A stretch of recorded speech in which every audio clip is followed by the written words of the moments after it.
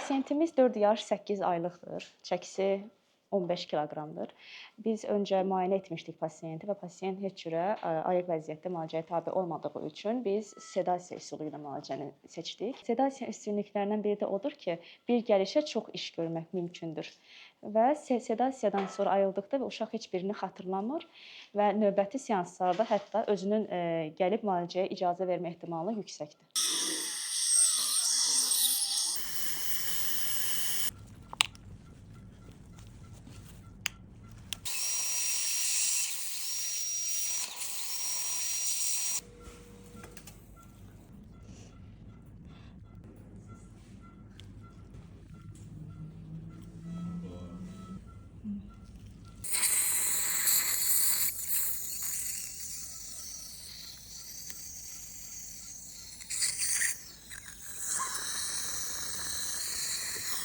Pis su yolu dediyimiz, baxın, aləti buradan saldım, buradan çıxır.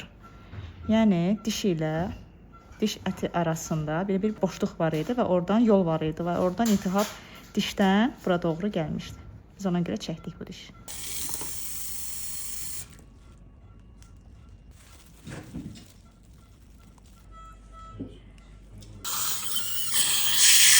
Geçen